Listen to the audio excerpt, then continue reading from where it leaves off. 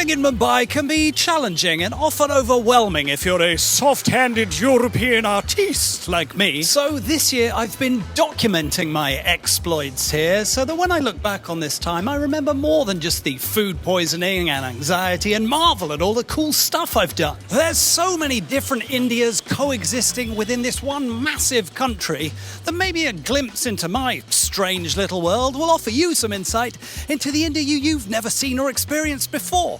We're all big winners. Anyway, here's what I got up to in March.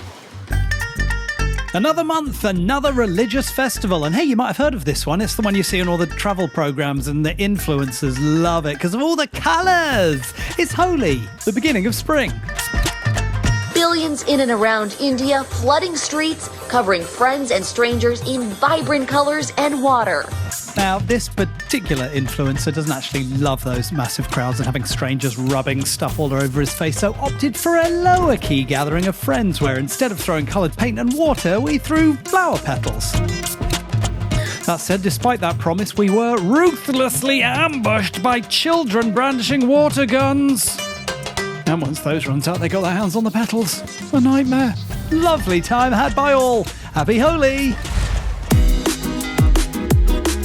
Your boy's up early enough to see the markets and sunrise, which can mean only one thing. Another shoot! And a chance to finally live out my guest role on Holby City Dreams, playing a doctor in some sort of corporate medical commercial. Hi, I'm a doctor. One thing's for sure. My hair is dreadful. And the chair's here. A fun couple of days on a nice quality production with some good eggs that really lent into my acting chops. Brackets, just making funny faces. I'll take it. I think this one might turn out fun. It's this guy. Casual though, but still with the hair. Good fun.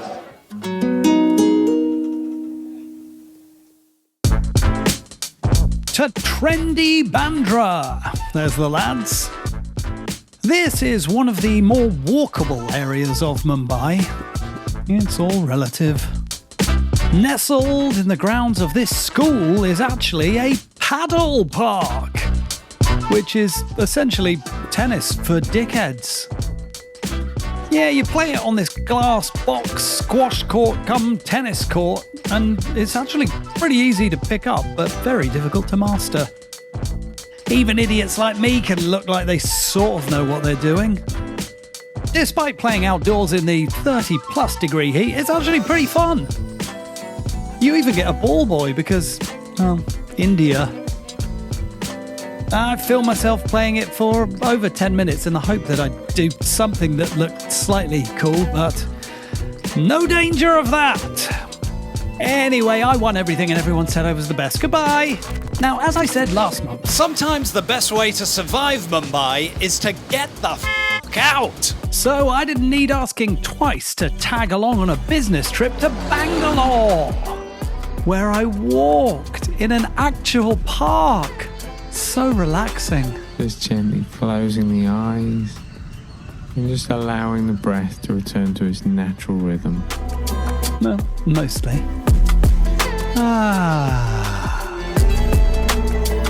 I travelled on the metro, where I got this cool little souvenir coin. Didn't keep it, had to use it to get out the other end. Saw some very pretty old things. Walked around some nice, quiet neighbourhoods, looked at big posh houses. And of course discovered innumerable wanky coffee shops.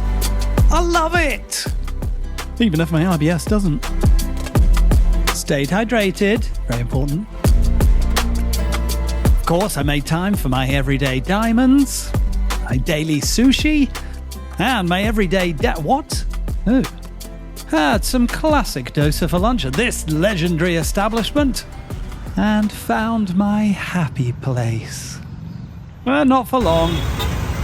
Yeah, the traffic here is also absolutely mental. But traffic be damned! Before leaving Bangalore, I made a pilgrimage to this mall that I'd visited once before, and not for the reason you think, the enormous video arcade / fun fair on the top. Although, to be fair, it is pretty sweet. But for this... Yeah, it's just a supermarket. It's just a normal, regular old supermarket. If you haven't been in a huge supermarket for like a year and a half, there's just something so wonderfully reassuring. Also, this is like a really good, one of those like American style, like aircraft hangar size supermarkets. I'm enjoying myself way too much. I bought nothing. But... And finally back to Mumbai, to the perennially under construction BKC, on a mission to the magnificent NITA MUKESH AMBANI Cultural Centre. To see this guy. Oh no, wait, this guy! This is a really impressive building that houses restaurants and art and a wonderfully grand theatre. Oh yeah, it says it there. Let's go and have a look, shall we? I'm classically trained. Textbook. Ooh. The chandelier.